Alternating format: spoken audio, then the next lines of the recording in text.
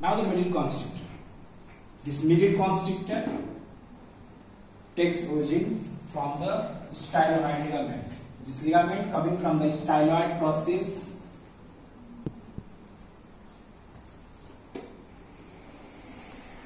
This is the styloid ligament. The lower part of the styloid ligament as well as the greater cornu and the lesser cornu of the hard bone, its upper margin gives origin to the middle constrictor fibers.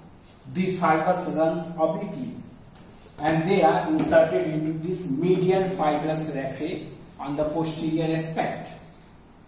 Now this inferior constrictor, it has two parts, thyropharyngeus,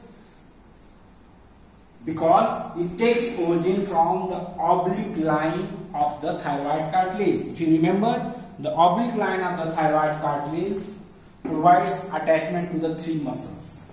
On the posterior aspect, it is the thyropharyngeus.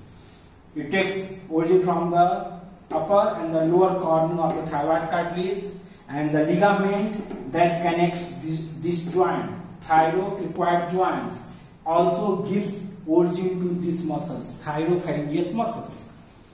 The cricopharyngeus, it is known as the cricopharyngeus because it takes origin from the cricoid cartilage, and its fibers runs transversely, its fibers runs obliquely. This is the thyropharyngeus and this is the cricopharyngeus. Now there is a gap, potential space between these two muscles, thyropharyngeus and the cricopharyngeus, and this gap, it is the weak point of the pharynx and it is known as the Killian's dehiscence. Killian's dehiscence, it is the weak region between the thyropharyngeus and the cricopharyngeus muscles. It is also sometimes known as the region of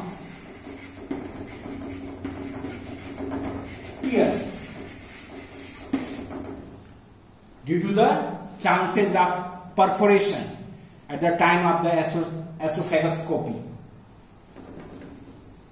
And these thyropharyngeus and cricopharyngeus muscles are acting coordinatingly. If there is incoordination,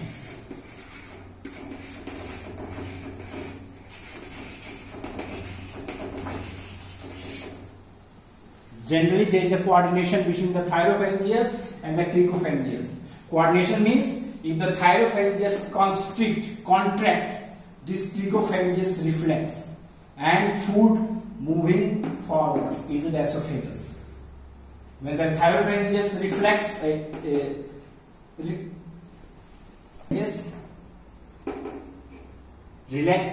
and the cricopharyngeus contracts, so it is coordination between these two muscles. If there is an incoordinations, then it will increase the intrapharyngeal pressure and there is a diverticulum, bulging of the mucosa through this space, Killian's dehiscence, and this diverticulum, it is the mucosa, it is known as the Jencke's diverticulum.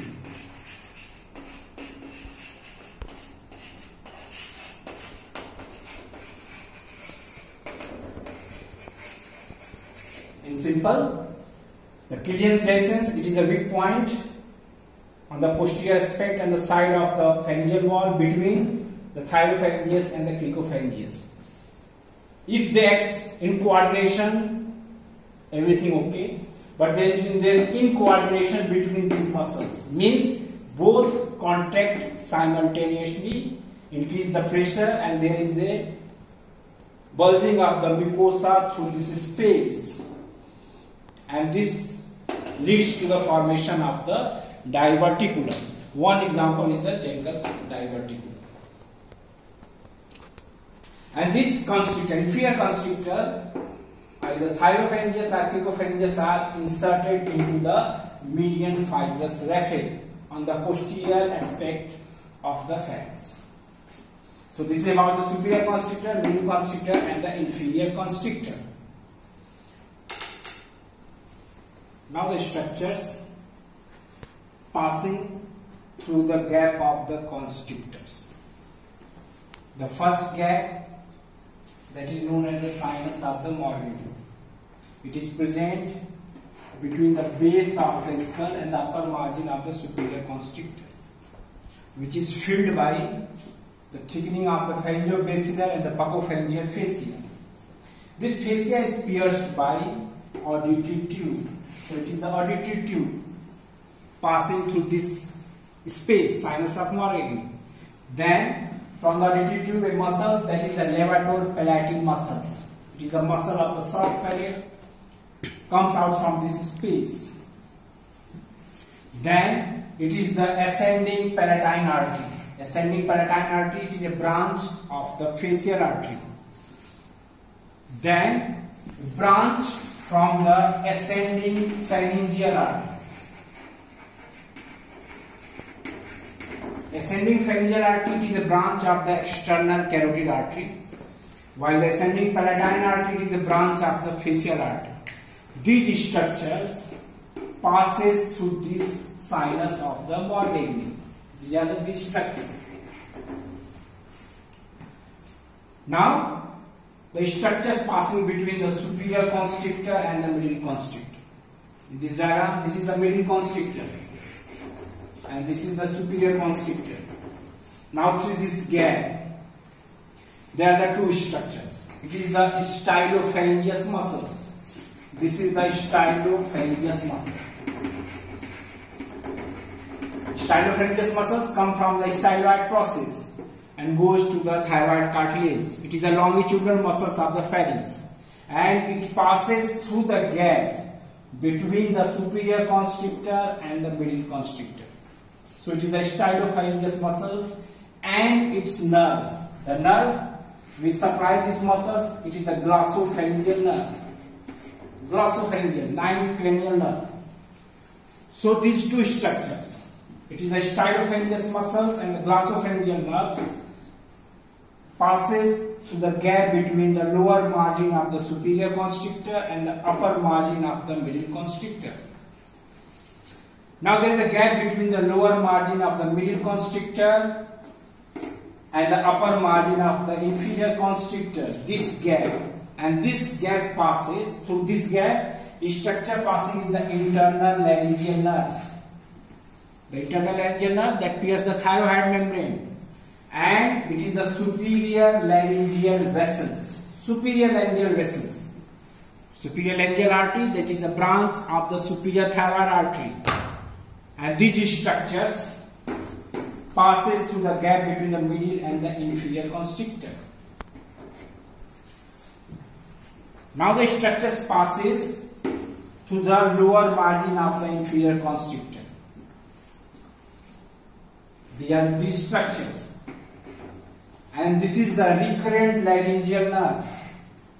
Recurrent laryngeal nerve, and it is the inferior laryngeal vessels. That is the branch of the inferior thyroid artery. And these three structures, artery and the nerve enters, veins come out through the lower margin of this inferior constriction. So these are the structures passing through the gap of these constrictor muscles. Now the action of the muscles of the pharynx. You see the action of the constrictor muscles. The name indicates the contraction of these constrictor muscles induce the peristalsis movement, and this propelled the food forward. This cricopharyngeus muscle, that is the lower part of the inferior constrictor, along with the esophageal muscles, that is continuous with the circular muscle coat of the esophagus, it forms the upper esophageal sphincter. Upper esophageal sphincter, that is normally closed, opens at the time of the deglutitions, and this prevents the entry of the air into the esophagus. Now these longitudinal muscles, stylopharyngeus, salpingopharyngeus and the palatopharyngeus, that are attached to the thyroid cartilage, coming from the styloid process tubes and the soft palate. This elevates the larynx as well as the pharynx.